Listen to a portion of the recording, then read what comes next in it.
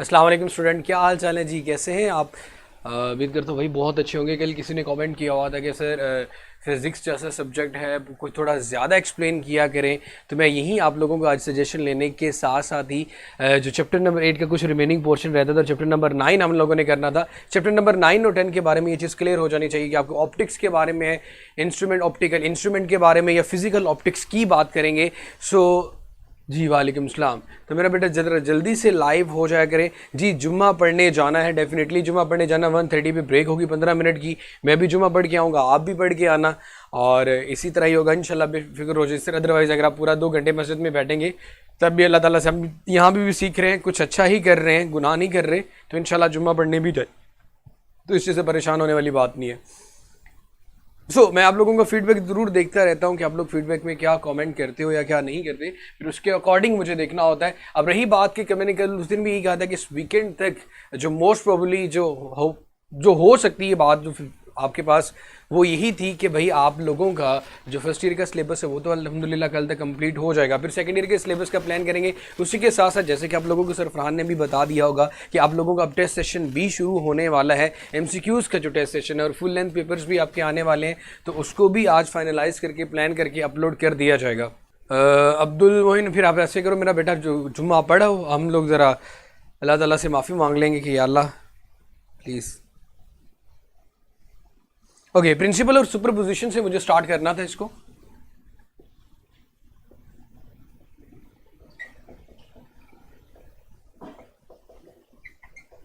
बड़े अच्छे से सबको पता होता है कि जब हमारे पास दो identical waves reach at us simultaneously and phenomena of superposition take place. Sir messengers भी देख लिया करें यार, आप लोगों में अपना व्हाट्सएप नंबर दे देता हूं, मुझे वहां पे जरा मैसेज कर दिया करो। इसके मैसेंजर्स में ज्यादा वो स्पीड बहुत स्लो होती है। चलो खैर, फिर भी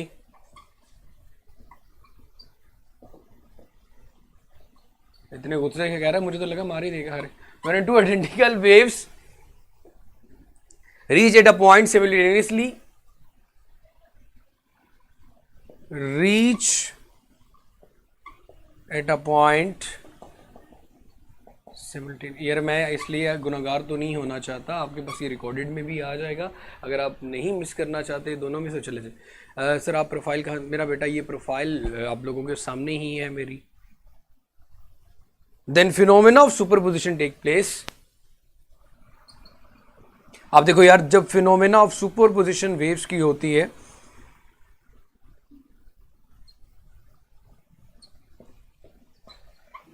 तो यहां पे एक वर्ड, जब भी मैं किसी चीज पूछता हूं कि यार आइडेंटिकल वेव्स का मतलब क्या होता है, सब कहते हैं जी एक जैसी वेव्स, लेकिन एक जैसी वेव्स का मतलब ये नहीं होता कि उनकी फ्रीक्वेंसी और वेवलेंथ की बात की जा रही है। एक्चुअली यहां पे जो मतलब है जी मेरा बेटा, मैं बता देता हूं, एट द एंड बता दूंगा लेक्चर की अजान, वो आपके पास ये है कि जब आपके पास दो वेव्स, या तो दोनों इलेक्ट्रोमैग्नेटिक वेव्स हो या फिर दोनों वेव्स आपके पास मैकेनिकल वेव्स हो, तो तब हम उनके लिए जो वर्ड यूज करते हैं वो आइडेंटिकल के लिए यूज करते हैं।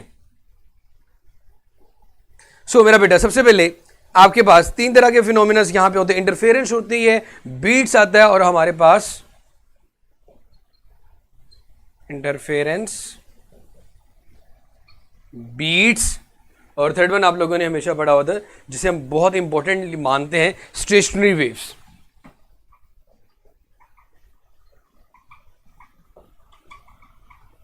अब मेरा बेटा, इंटरफेरेंस के लिए जो कंडीशन है वो यही है कि दो वेव्स हो, कोई सी दो वेव्स जो along the same direction move कर रही हो और उनकी फ्रीक्वेंसी भी सेम हो।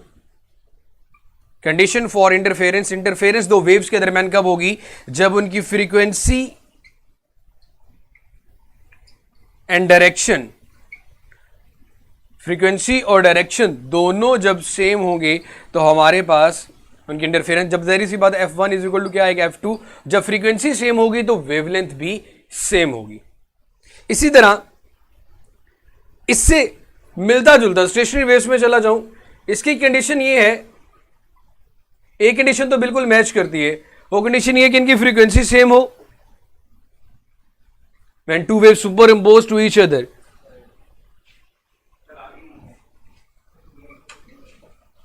having same frequency. Second one, but they are traveling in the opposite direction. Traveling in opposite direction. Interference के पैटर्न में यह चीज थी कि जब आपके पास दो वेव्स होंगी, दोनों सेम डायरेक्शन में ट्रेवल करें, दोनों की फ्रीक्वेंसी भी सेम हो। लेकिन हमारे पास स्टेशनरी वेव्स में दो वेव्स की फ्रीक्वेंसी तो सेम हो सकती है लेकिन ऑपोजिट डायरेक्शन होगी। ये मोहसिन साहब या ऐसे बहुत से लोग जिनको बार बार ये इशू आता है कि सर आप थोड़ा सा छोटा लिख रहे हैं। मेरा बेटा, हम लोगों को यहाँ से काफ़ी साल हो गए यहाँ पढ़ाते हुए, तो ये चीज़ हम लोगों ने ऑब्जर्व की हुई है कि जब आप अपनी वीडियो क्वालिटी को चेंज करते हैं या फुल स्क्रीन करते हैं तो आपको बोर्ड पे लिखा हुआ हर लफ्ज क्लियरली नजर आता है।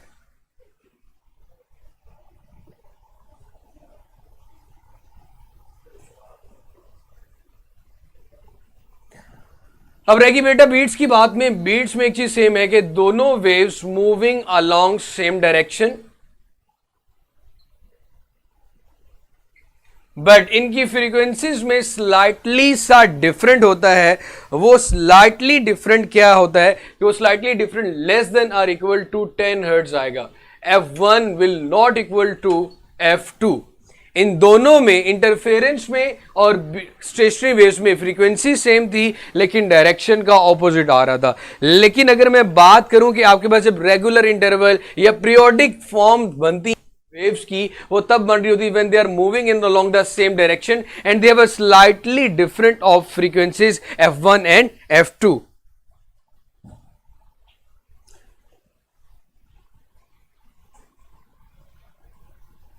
अब जारी सी बात है, इंटरफेरेंस आपके पास दो तरह की होती है, कंस्ट्रक्टिव इंटरफेरेंस और डिस्ट्रक्टिव इंटरफेरेंस। कंस्ट्रक्टिव इंटरफेरेंस में हम हमेशा यही चीज पढ़ते आ रहे हैं कि जब एक वेव का क्रेस्ट दूसरी वेव के क्रेस्ट के ऊपर और एक का ट्रफ जब दूसरी वेव के ट्रफ के ऊपर आता है तो हमारे पास कंस्ट्रक्टिव इंटरफेरेंस आती है। और जब डिस्ट्रक्टिव की बात करें तो क्रेस्ट और ट्रफ आपस में मिलते हैं, एम्पलीट्यूड डिक्रीज होता है, उसको हम डिस्ट्रक्टिव इंटरफेरेंस की बात करते हैं। चलिए मेरा बेटा, अगर आप काइंडली देखना चाहते हो तो देख लो। हाँ, मेरी कल भी ये बात हो रही थी इवन के टीचर्स के साथ भी कि बहुत से लोगों का ये कॉन्सेप्ट होता है कि यार what is the difference between FSc and ECAT या एनटी टेस्ट। तो मेरा बेटा भैया, यहाँ पे टेक्निक्स बताई जाती हैं। अगर ऐसा हो कि सिर्फ और सिर्फ एमसीक्यू सॉल्व कर दिए जाए, इन टॉपिक्स को ना लिया जाए, तो आपके लिए ऐसे तब भी क्या होगी, डिफिकल्टी होगी। तो ऐसा कुछ भी नहीं होता कि मैं कोई अफलातूनी तरीके से बाहर से आइंस्टाइन को बोलूं कोई फिजिक्स ला दो, कोई एंटी टेस्ट के टेस्ट में डाल दी जाएगी, ऐसा नहीं। बेसिक्स तो सेम ही रहेंगी, बेसिक बिल्कुल सेम ही रहेंगे। जी मेरा भाई मोहसिन, अब सबको क्लियर ही होगा। अब कभी कोई ये कमेंट करता है कि सर उसको छोटा नजर आ रहा है, स्क्रीन क्लियर नजर नहीं आ रही, तो जस्ट मेरा बेटा इतनी सी तकलीफ कीजिएगा कि अपनी जो वीडियो क्वालिटी है उसको चेंज करें और स्क्रीन को बड़ा करें, इंशाल्लाह आपको सब कुछ नजर आना शुरू हो जाएगा। सो इंटरफेरेंस ऑफ वेव्स में भी मैंने बात की कि आपके पास दो तरह की इंटरफेरेंस होती है। कंस्ट्रक्टिव की बात करते हैं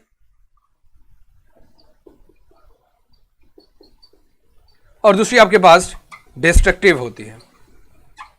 constructive interference and destructive interference. Crest on crest, trough on trough, crest on crest और ट्रफ ऑन ट्रफ। इसी तरह डिस्ट्रक्टिव की अगर बात की जाए, क्रेस्ट ऑन ट्रफ,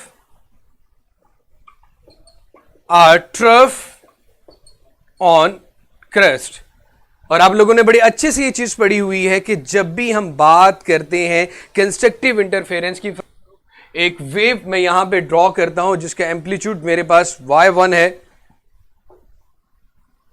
और इसी तरह की दूसरी वेव जिसका एम्पलीट्यूड मेरे पास y2 है। जब इन दोनों को, एक को मैं y1 कह लेता हूं, एक को y2 कह देता हूं, एक की वैल्यू मैं लिख लेता हूं 3 सेंटीमीटर, एक की वैल्यू 1 सेंटीमीटर, इसको मैं 1 सेंटीमीटर कर लेता हूं, y2 को, y1 को 3 सेंटीमीटर कर लेता हूं। जब ये दोनों आपस में इंटरफेयर करेगी तो कंस्ट्रक्टिव इंटरफेरेंस क्या आएगी आपके पास, ये चीज कि y जहां पे जो मैक्सिमम एम्पलीट्यूड आएगा इन दोनों को ऐड करने से आएगा। क्रेस्ट के ऊपर क्रेस्ट है, ट्रफ के साथ ट्रफ है।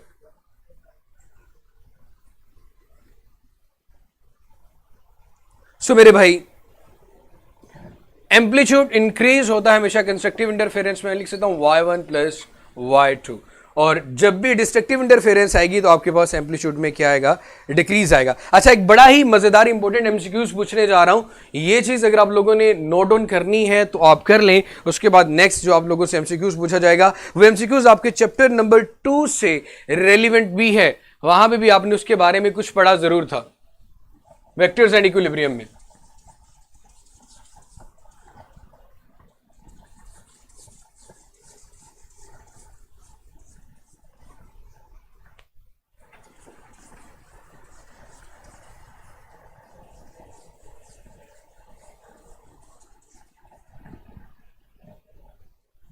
So, two identical waves of amplitude 2 centimetre, दो आइडेंटिकल वेव्स हैं, two identical waves.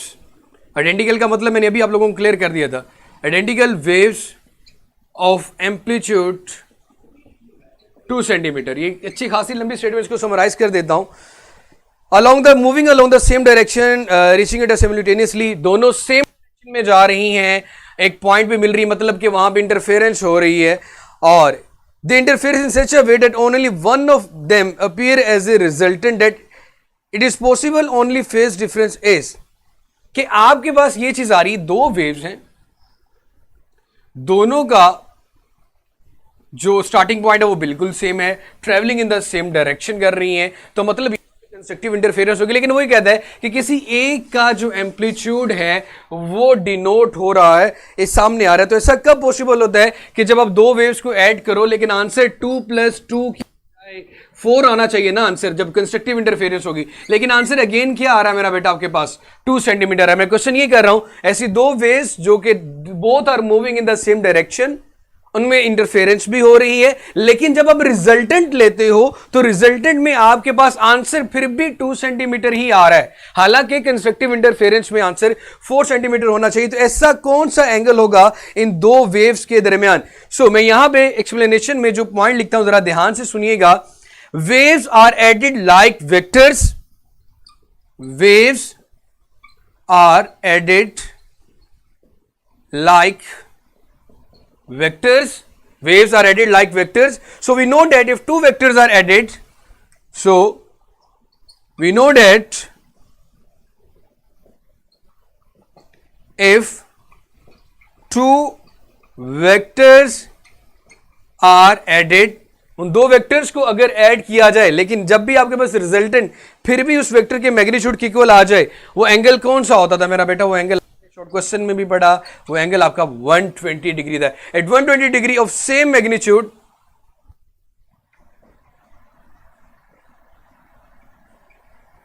Resultant will also be, resultant क्या वैल्यू भी सेम मैग्नीट्यूड की, resultant will also be same magnitude. तो ये था मेरा बेटा, आपके पास कोई सी दो वेव्स जो दोनों एक दूसरे के साथ इंटरफेयर कर रही हैं, both are moving in the same direction, but होता क्या है कि इनका जो रिजल्टेंट है वो 4 के बजाय 2 आ रहा है। इट मींस कि उनका रिजल्टेंट भी मैग्नीट्यूड के इक्वल आ रहा है। तो इसका मतलब उनके दरमियान जो फेज डिफरेंस होगा वो कितना होना चाहिए मेरा बेटा? 120।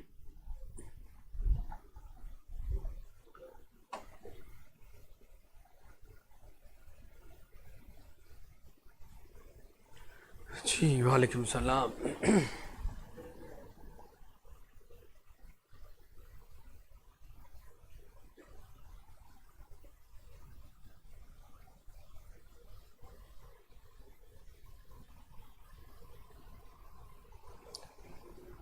ओके, कल भी हम लोगों ने रिलेशनशिप बिटवीन पढ़ा था phase difference and path difference, relationship between phase difference and path difference, relationship between phase difference and path difference. कल ये आप लोगों को शायद अगर याद हो तो ये फार्मूला हम लोग पढ़ चुके थे कि phi is equal to 2πx/λ, 2πx/λ। अब हमारे पास दो तरह की इंटरफेरेंस है, कंस्ट्रक्टिव इंटरफेरेंस और डिस्ट्रक्टिव इंटरफेरेंस है। अगर आपके पास जो पाथ डिफरेंस है, जी जनाब ये लें, अगर आपके पास जो पाथ डिफरेंस है वो आ जाता है इंटीग्रल मल्टीपल ऑफ वेवलेंथ, मतलब एक कंप्लीट वेवलेंथ मेरे पास आ जाती है।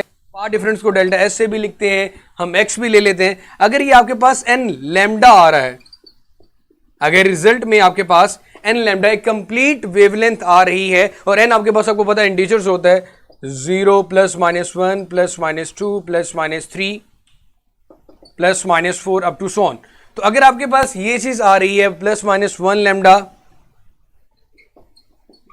Plus minus 2 lambda plus minus 3 lambda. It means कि यहां पे जो इंटरफेरेंस हो रही है वो कंस्ट्रक्टिव इंटरफेरेंस हो रही है, और जो सीरीज का जो आपके पास फेज सीरीज आएगी,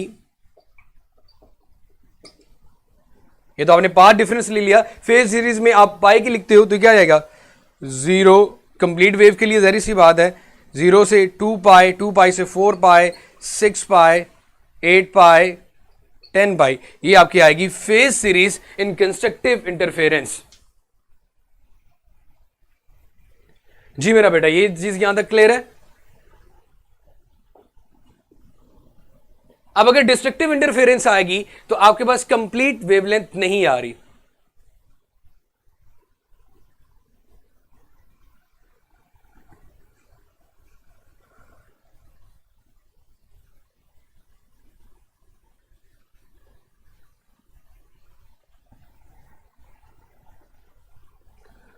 अगर आपके पास पाथ डिफरेंस भैया ये आता है delta S is equal to odd multiple of half wavelength lambda by 2। मेरे भाई यहां पे जो इंटरफेरेंस होगी वो डिस्ट्रक्टिव इंटरफेरेंस होगी। एन तो आपके पास इंटीजर्स ही होता है, +1 +-2 +-3 अप टू सो ऑन।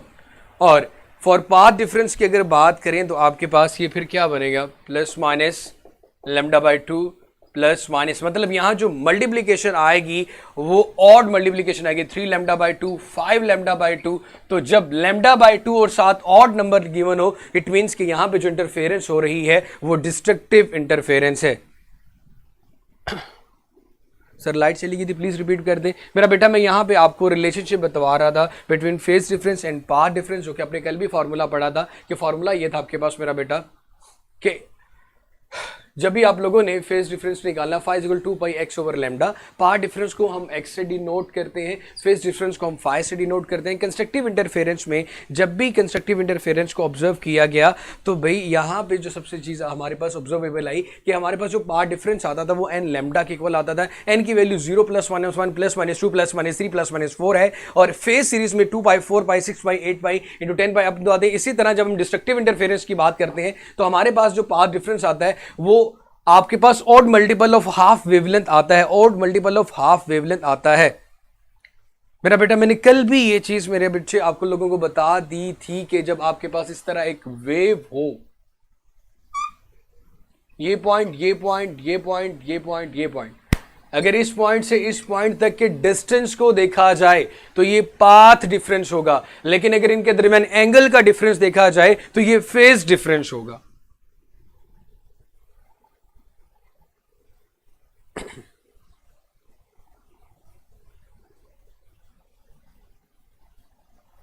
आगे बड़ा मजेदार क्वेश्चन है जो कि आपकी बुक में नहीं गिवन, लेकिन अब यहां से जरा देख लीजिएगा, इसको आप लोगों ने नोट करना है तो नोट कर सकते हैं।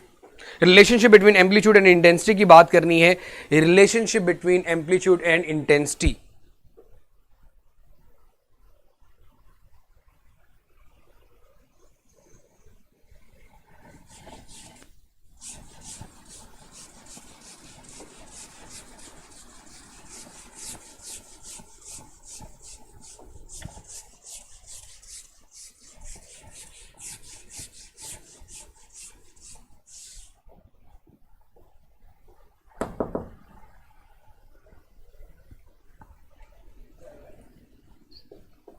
मोड बार की तरह चेंज कर दें।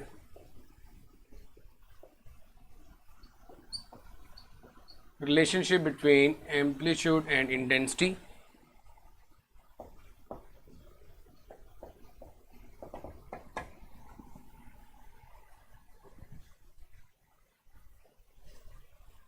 टिश्यू पेपर नहीं है कोई?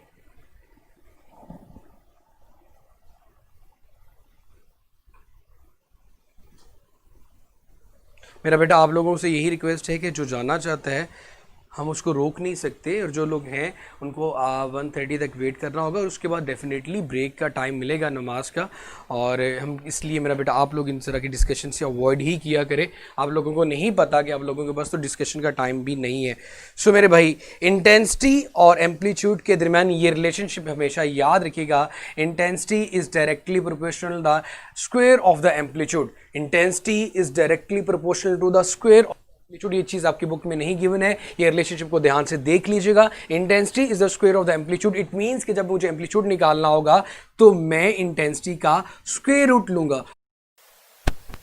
एक्यूज के बारे में आप लोगों से जनाब मैं पूछना चाह रहा था, two waves of light of intensity 4i and i रिस्पेक्टिवली। तो भैया आपके पास what will be the ratio of maximum and minimum intensity, आपने रेशियो कैलकुलेट करनी थी। सो मेरे भैया आप लोगों में मैंने ये कहा कि इंटेंसिटी और एम्पलीट्यूड के दरमियान जो रिलेशनशिप है वो आपका ये है कि intensity is directly proportional to a square, या एक जब आपने कैलकुलेट करना हो तो square root of the intensity ले लेंगे।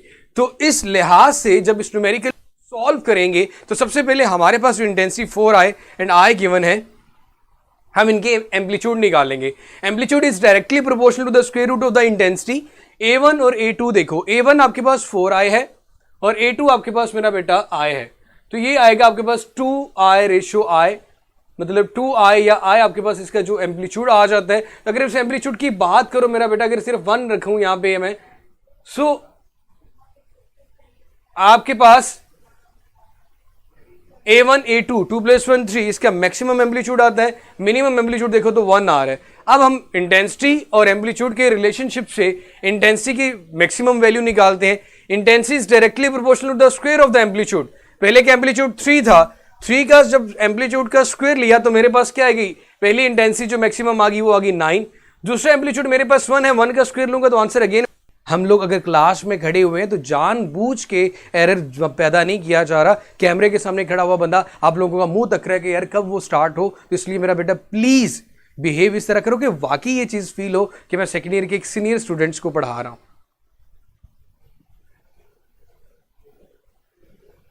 पता नहीं मतलब हमारी कौम को यार, even generation at all completely ये चीज हो चुकी है कि जहां पे हमने 5 रुपए लगा दिए हैं ना, बस हम ये समझते हैं कि ऐसी की तैसी, तू तो अब हमारा बस मुलाजिम है, गले में पट्टा डांडा जो मर्जी कर लें। तो मेरा बेटा एक चीज हमेशा याद रखना, जितने मर्जी अच्छे इंजीनियर्स बन जाओ, डॉक्टर्स बन जाओ, लेकिन अगर ये नहीं पता कि किस टाइम पे कैसे बिहेव करना है ना, तो कोई फायदा नहीं मेरा पुत्र। घर बैठे रहो, कोई सुकून नहीं है, कुछ पढ़ने की जरूरत नहीं। इंसान को इन चीजों को जरूर सीखना चाहिए। What are called the actually ethics. Oh my god please extremely sorry, ये 4 लफ्ज बोलने से ना कोई बंदा एथिक्स नहीं सीख जाता। इंसान की बिहेवियर में चीज इंडिकेट होनी चाहिए। कल का लेक्चर मैंने लिटरली बुरी ईमानदारी से बताता हूं, मैंने आपके सारे कमेंट्स को जस्ट इग्नोर किया। अगर ना करता तो कल वो पढ़ा भी ना पाता। यार आप लोग खुद ये चीज कंसिडर करो कि अगर आपका स्टूडेंट आपके सामने इस तरह कर रहा हो तो कैसा फील होता है। और मैं तो सीधी सी बात ये चीज़ क्लियर कर दूं कि भाई मेरे छोटे भाई हो बहने हो, तो जब तक मैं आप लोगों को पढ़ाता रहूँगा, मैं तो एथिकली बात पे अच्छा खासा रिएक्ट करता हूँ। हाँ, पढ़ना ना पढ़ना सबकी अपनी किस्मत है, कोई कम पढ़ता है कोई ज़्यादा पढ़ता है, लेकिन मेरी जान ज़िंदगी गुजारना है ना, तो उसके लिए आप में एक वो कहते हैं ना वाकई स्वैग होना चाहिए। ये देखो, ये कोई चाइनीज़ लैंग्वेज समझते हैं मोहम्मद हमजा साहब, इनको उर्दू की समझ नहीं आती। चलो मेरे ख्याल में कितना काफ़ी है यार। ओके, 2 ट्यूनिंग फोक्स हैं जिनकी फ्रीक्वेंसीज आपके पास F1 और F2 हैं, जिनकी फ्रीक्वेंसीज F1 और F2 हैं आपके पास। मैं एमसीक्यूज को शॉर्ट इसलिए लिख रहा हूं, पूरी स्टेटमेंट लिखने से टाइम जाया होता है। The beat frequency is not observed, उनमें बीट फ्रीक्वेंसी ऑब्जर्व नहीं की जाती। Beat frequency is not observed, beat frequency उसमें ऑब्जर्व नहीं की जाती। तो रीजन क्या हो सकती है? इसकी रीजन मेरा बेटा आपके पास ये हो सकती है कि आपके पास जो फ्रीक्वेंसी F1 माइनस F2 उसका डिफरेंस लेस देन 10 हर्ट्ज है। अगर लेस देन 10 हर्ट्ज होता तो बीट ऑब्जर्व होती, तो ये रीजन भी नहीं हो सकती। इसका मतलब है कि F1 minus F2 equal to 10 hertz है, ये भी होता तब भी आपके पास बीट ऑब्जर्व होती, लेकिन इनकी बीट ऑब्जर्व नहीं हो रही। इट मींस कि ये रीजन तो हो सकती है ना कि जो फ्रीक्वेंसी का डिफरेंस है वो 10 हर्ट्ज से ज्यादा है। So this one is the best answer जो कि मेरे पास एमसीक्यूज में गिवन है। अच्छा, 2 फ्रीक्वेंसीज जिनको बीट किया जा रहा है, एक की मतलब बड़ा अजीब से उन्होंने एमसीक्यूज बना दिया है कि एक आपके पास अगर 2 हर्ट्ज हो और दूसरी आपके पास 156 हर्ट्ज हो, तो इनकी जो बीट है उसका जो आंसर है प्रीटी ऑब्वियस है यार, वो 158 हर्ट्ज आ रहा होगा। सो यहां तक तो मेरा बेटा क्लियर हो चुका है।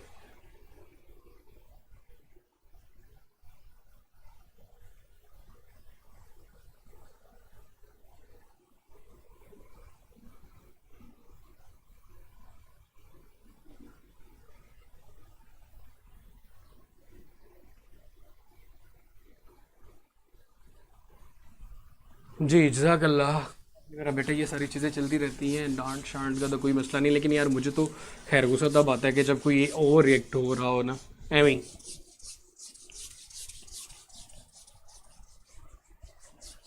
क्यों गुस्सा क्यों करना है भैया, हमने इतनी गर्मी में वैसे बड़ा गुस्सा करके क्या करना है।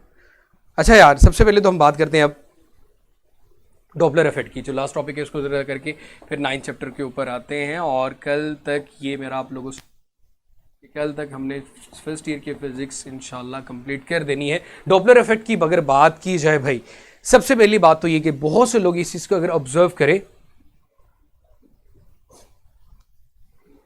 यार उसकी स्टेटमेंट मुझे पूरी लिखनी पड़ेगी। स्टेटमेंट कंप्लीट ये थी कि अगर क्वेश्चन ये है, उसका 158 आंसर इसलिए ऐसे आता है कि two tuning forks of frequencies F1 and F2 are sounded together such that beat frequency is found to be 2 hertz. उनकी beat frequency 2 hertz find out की गई ही थी। बीट फ्रीक्वेंसी, दो ट्यूनिंग फोर्क की जो beat frequency 2 hertz find out की गई। इफ F2 इज 150, F2 अगर वो कह रहा है कि आपके पास 156 हर्ट्ज थी, तो F1 फिर क्या होगी मेरा बेटा, यदि मैंने दोनों का डिफरेंट आना है तो ये 158 होगी, तो 158 होगी तो दोनों का जो डिफरेंस है वो आपके पास 2 हर्ट्ज आएगा। जी मेरा बेटा मैं दे देता हूँ यार। ऐसे है कि सिंपली आप FB पे जाके भी लिख लोगे MM नज़ीर, तो आप लोगों को मेरी फेसबुक ID मिल जाएगी। अदरवाइज़ अगर आप लोग 0331, ये नंबर मैं यहाँ पे लिख देता हूँ, इस पे मुझे व्हाट्सएप पे भी तंग कर सकते हैं, बट एक हद तक 9611589031, तो इसमें से भी आप लोग जो MCQs वगैरह की PDF वगैरह लेना चाहें तो ले सकते हैं।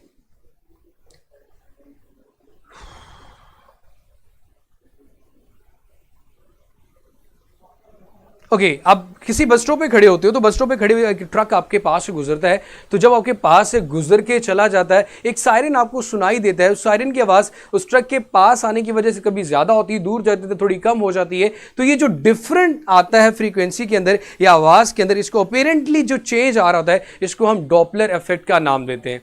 सो डॉपलर इफेक्ट में हमारे पास 4 केसेस आते हैं।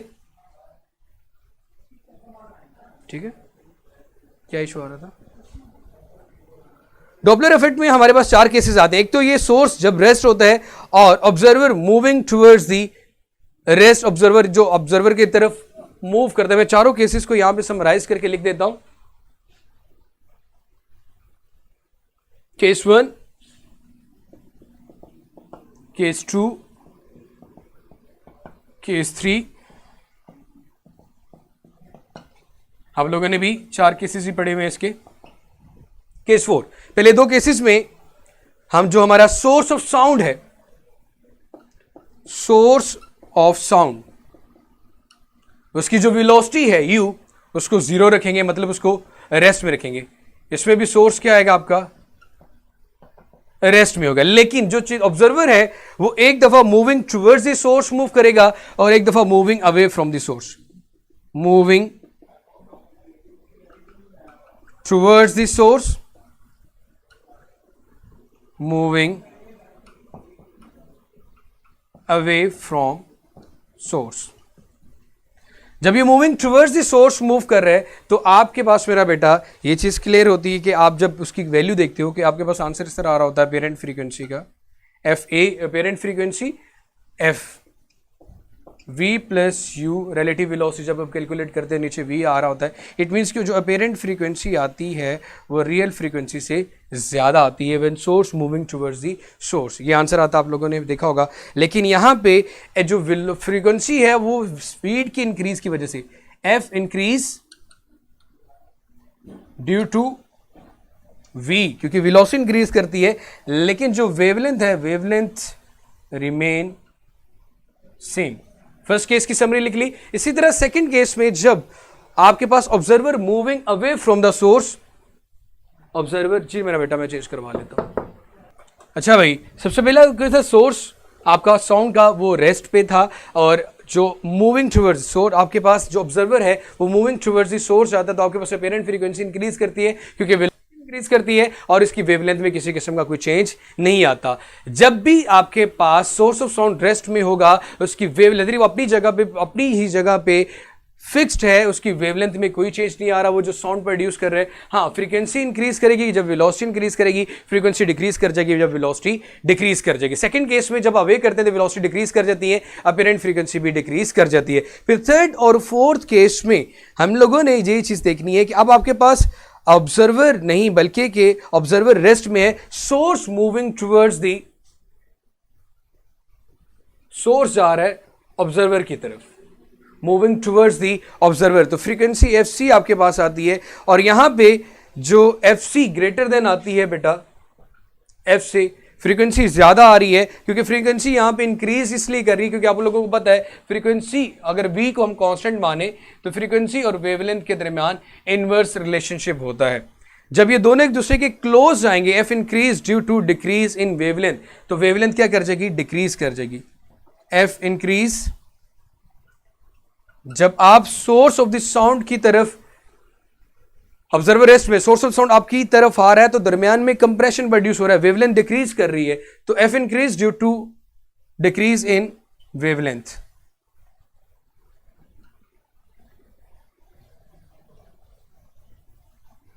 इसी तरह जब आपका ऑब्जर्वर रेस्ट में है और source moving away from the observer, moving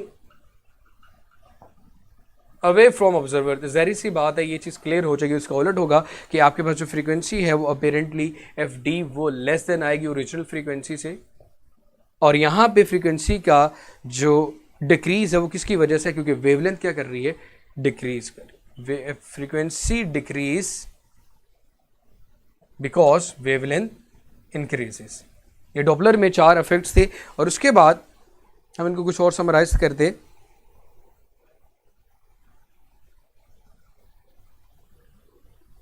summarise करना एक ही फॉर्मूले में हो चुका था। और Doppler effect applicable is for, ये मैं इसलिए एक ही पर सारा टेबल बना देता हूं। Doppler effect is applicable for आपके पास ये सारी तरह की मैकेनिकल वेव्स, जिसे हम साउंड का नाम, मैकेनिकल वेव जिसे हम साउंड का नाम देते हैं, applicable for mechanical sound wave, उसकी एग्जांपल में हमने कहा साउंड, उनके लिए एप्लीकेबल है। दूसरी आपके पास बेटा लाइट जो कि नॉन मैकेनिकल वेव है, उसके लिए एप्लीकेबल।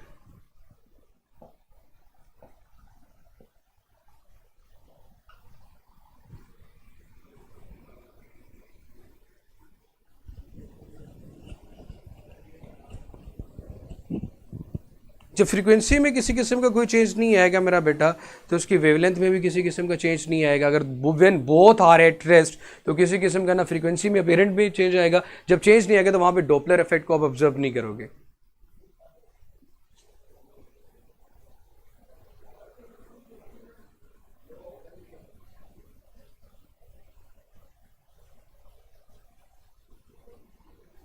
इसी तरह आप लोगों ने ये चीज भी देखी होगी कि जब गैलेक्सी या स्टार्स मूव्स करते हैं टुवर्ड्स द अर्थ तो वेवलेंथ डिक्रीज कर जाती है, जो रेड है वो ब्लू में शिफ्ट हो जाता है, जिसे आप वो ब्लू शिफ्ट का नाम भी पढ़ते आ रहे हो। जब गैलेक्सी और स्टार्स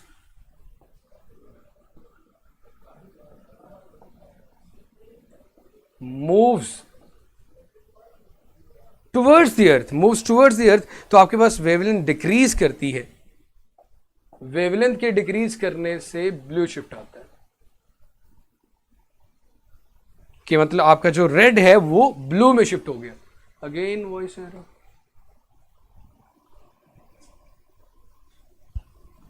जी भैया मेरा बेटा जरूर ले। इसी तरह जब galaxy sun stars away from the earth तो आपके पास रेड शिफ्ट आता है।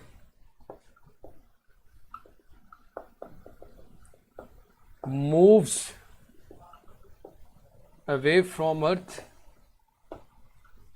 तो आपके पास रेड शिफ्ट आएगा, ब्लू रेड में चला जाएगा। अब इसका जो स्क्रीनशॉट वगैरह लेना है मेरा बेटा ले ले, उसके बाद हम चैप्टर नंबर 9 की बात करते हैं।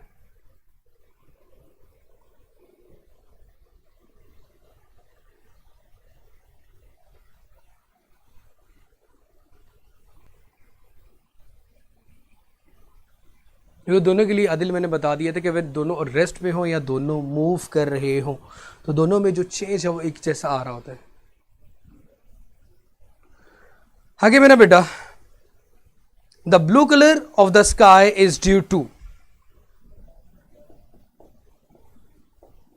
और इसी के साथ एक लिंक भी देख लेना। अगर इसी मेरा एम नज़ीर के नाम से अगर डॉपलर इफेक्ट को ऑब्जर्व करोगे तो आपको एक 40 मिनट का लेक्चर मिलेगा, उसको जरा जरूर देखिएगा। रिमेनिंग जो भी अगर आपका कुछ क्वेश्चन रह जाए तो, the blue colour of sky, हमें आसमान का रंग नीला नजर क्यों आता है, इज ड्यू टू, हमसे यहां पे ऑप्टिक्स या लाइट की बात करेंगे सारी, तो जरा ध्यान से, एब्जॉर्प्शन, डिफ्रेक्शन, स्कैटरिंग और इंटरफेरेंस।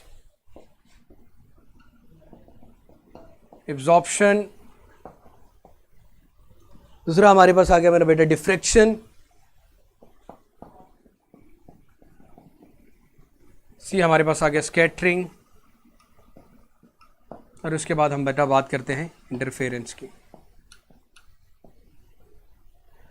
सो जी बताएं क्या आंसर आ सकता है स्कैटरिंग में? नाहिल बड़ा अच्छा आंसर दिया मेरा बेटा। इसकी रीजन क्या आपके पास, अगर आप विजिबल लाइट वाइट की बात करो, रोए की बीबी के नाम से हम लोगों ने इसको याद किया था कि इस तरफ जाएं तो वेवलेंथ डिक्रीज करती, फ्रीक्वेंसी इंक्रीज करती है। सो भाई यहाँ पे ये देखो कि अगर आप ये चीज़ ऑब्जर्व करते हो कि आप अर्थ के ऊपर हो, तो अर्थ के ऊपर आप लोगों ने ये देखा होगा कि वाइट लाइट जब आ रही होती है तो वाइट लाइट का यहाँ पे सबसे ज़्यादा जिसके साथ इंटरफेयर करना है, जिसके साथ टाकरा होता है, टक्कर खानी होती है, वो आपके पास मेरा बेटा अल्लाह ताला की तरफ से जो चीज़ है उसे हम एटमॉस्फेयर कहते हैं।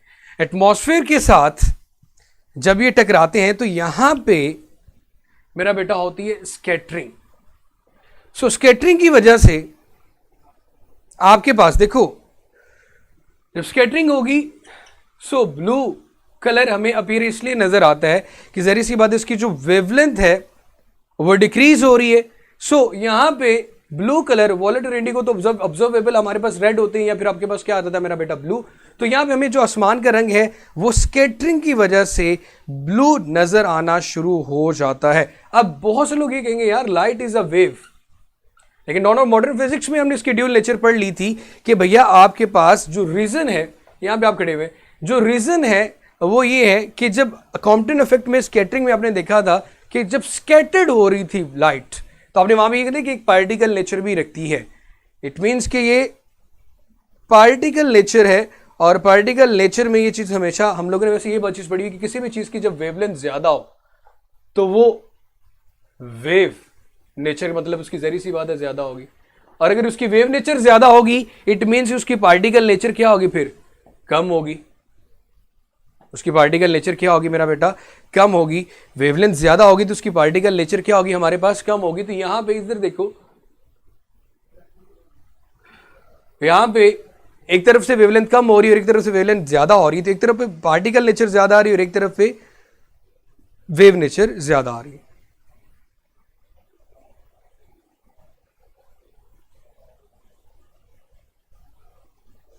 सिंपल एक फॉर्मूला लिखना चाहूंगा, wave character is directly proportional to the wavelength। नहीं मेरा बेटा, यहां पे स्कैटरिंग हो रही है, स्कैटर्ड हो रही है वेव्स, जिसकी वजह से। और दूसरा हमारे पास पार्टिकल कैरेक्टर अगर किसी का देखना हो जिसकी वेवलेंथ जितनी ज्यादा कम होगी, जैसे कि यहां पे हमने ब्लू की बात की। सो ये चीज, ये पॉइंट हमेशा याद रखना जब किसी भी चीज का वेव करेक्टर की बात करो कि इसको वेव कहना है तो इसका मतलब उसकी जो वेवलेंथ वो बहुत ज्यादा होगी, लेकिन अगर वहां पे उस पार्टिकल करेक्टर की बात करेंगे तो उसकी वेवलेंथ उतनी ही कम। सो अगर अगला अगेन क्वेश्चन इसी तरह का कि if there would have been no atmosphere the colour of the sky seem to be, किसी किस्म की अगर स्कैटरिंग ना हो तो आपको क्या नजर आएगा स्काई के ऊपर? सो आप लोगों को किसी किस्म का कोई पैटर्न नजर नहीं आएगा, आप ये कह सकते हो कि ब्लैक। अगर if there is no atmosphere, no scattering. So during sunset, again question इसी तरह का, और ये एंटी टेस्ट के क्वेश्चन है मेरे भाई। During sunset sky seems to be red is due to the reason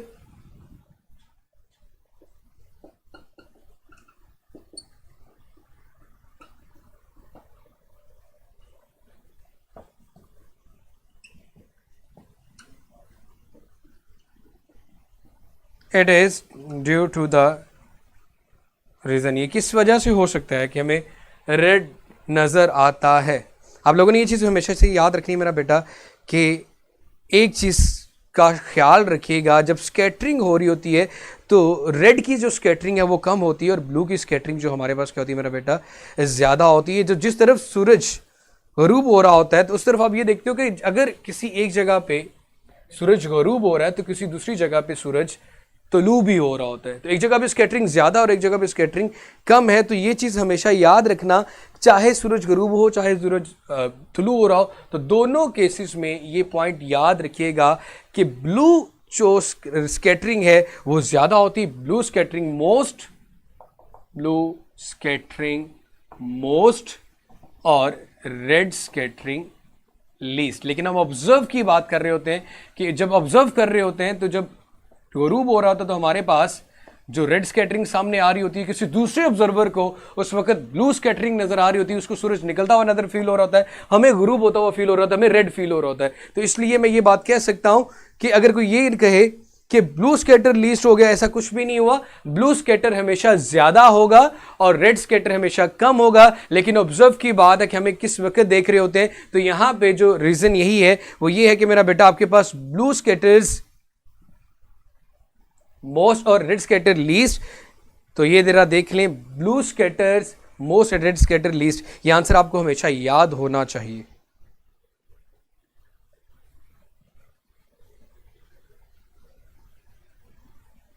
अच्छा यार, अगला बड़ा मजेदार क्वेश्चन है और आप लोग देखते हैं उसका क्या आंसर देते हो। इसको अगर आप लोगों ने देखना है। जी मेरा बेटा, डोंट माइंड। नहीं नहीं, माइंड करने वाली बात नहीं मेरा बेटा, मैं अभी पता कर लेता हूँ आवाज़ का कोई इशू है। नो वॉइस इज बिल्कुल नहीं आ रही, मुझे बता दें, मैं अभी खुद चुप कर गया था 1 मिनट के लिए।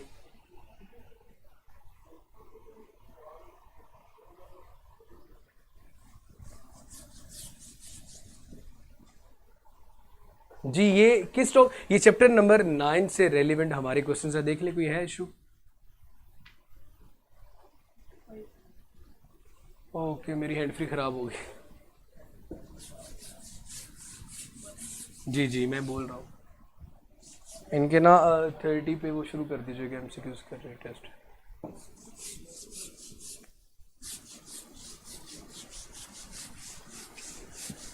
रिजान अभी ये देखते जाओ, अभी आपके जो चैप्टर स्टार्ट हो रहे हैं लाइट वाले, ये सारे लाइट से रेलिवेंट है भाई। हम देखते कब है, जब हम जहरी सी बात हमारी आंखों में रिफ्लेक्शन ऑफ लाइट आती है तभी हम किसी पैटर्न को ऑब्जर्व करते हैं। चैप्टर नंबर 9 ही स्टार्ट हो रहा है मेरे भाई।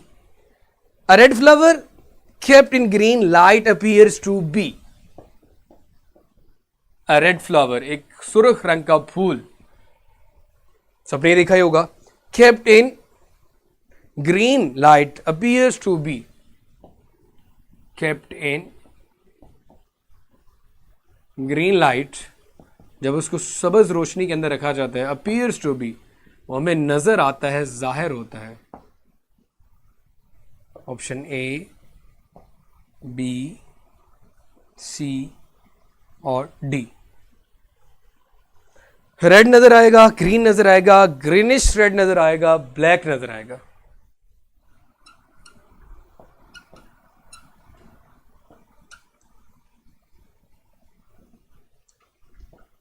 जी अब आप लोगों ने मुझे इसका आंसर बताना है, लेकिन मैं इसके बारे में एक इंपॉर्टेंट पॉइंट, एक रीजन लिख देता हूं और उसको आपने हमेशा मेरा बेटा याद रखना है। Every object absorb all colours except its own colour. ये कुछ ट्रूथ्स हैं। एवरी ऑब्जेक्ट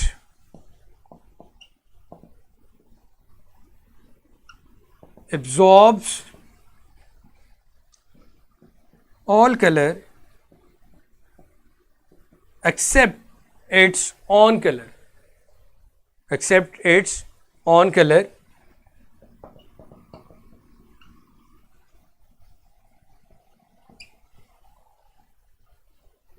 क्या बात है यार, सबने पढ़े, मुझे रीजन भी बता दे बेटा। It reflect it's own colour, it reflects it's own colour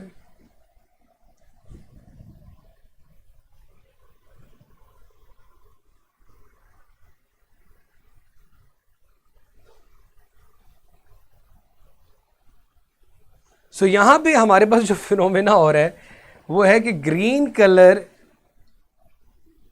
fall कर रहा है, फॉल्स ऑन रेड कलर। तो आप लोगों ने बिल्कुल ठीक फरमाया कि इसका आंसर ब्लैक होगा, कि no colour comes to us, it means be dark, कि नो किसी किस्म का ना तो ऑब्जॉर्प्शन होगी, ना ही यहां पे रिफ्लेक्शन होगी। सो आपके पास नो कलर मीन के ब्लैक अपेयर होगा। D is the correct answer. बड़ी अच्छी बात है यार।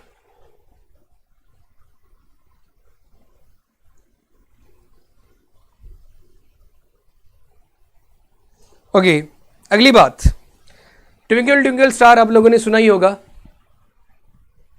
Twinkling of stars is due to,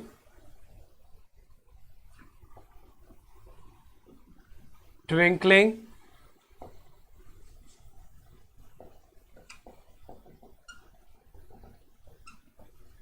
of stars is due to A, B, C, D। चार ऑप्शन लिखते हैं यहां पे। पहली ऑप्शन है जनाब आपके पास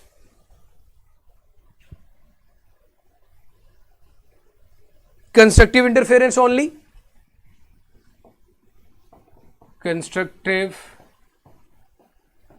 interference only, destructive interference only,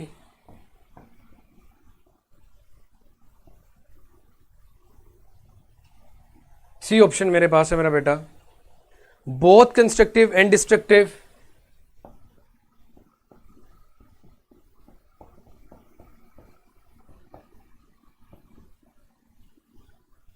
and the last one मैं आज का आंसर लिखना चाह रहा हूं जी। मैं कह रहा हूं कि twinkling of stars due to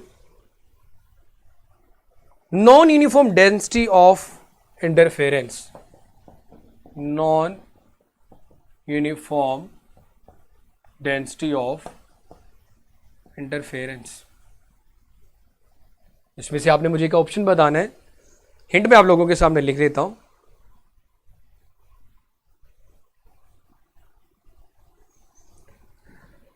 this is due to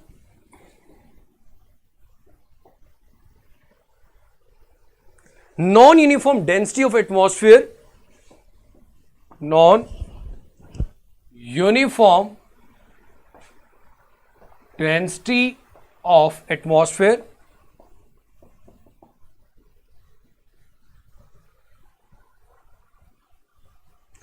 around Earth such that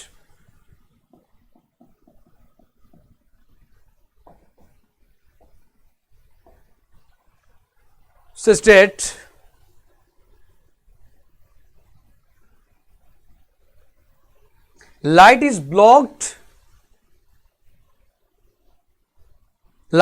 sometimes allowed to reach us, causing the stars as twinkle।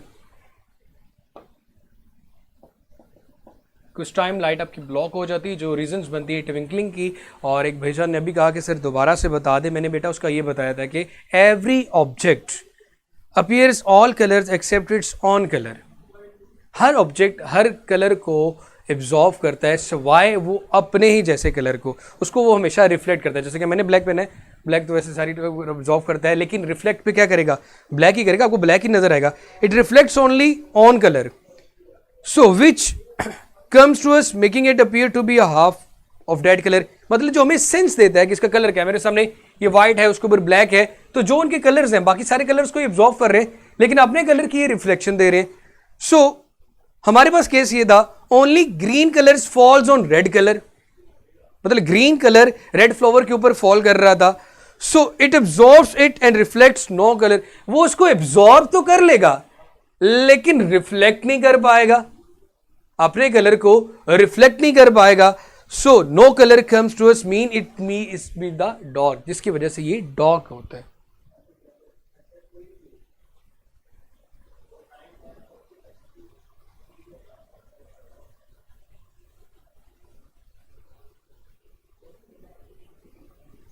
चलें यार, मेरे ख्याल में आज के लिए इतना ही काफ़ी है। कल इंशाल्लाह, कल की आपकी जो क्लास है वो थोड़ा लेट ज़रूर हो सकती है, लेकिन एक चीज़ का हमेशा ख्याल रखिएगा कि भाई आप लोगों की जो कल की क्लास है वो लेंथी ज़रूर होगी। लेंथी इसलिए होगी कि 9th और 10th जितने भी हमारे इसका जो पोर्शन जितना भी रह चुका है, MCQs का मैंने कल दे दिए थे टीम को, वो अपलोड कर देंगे।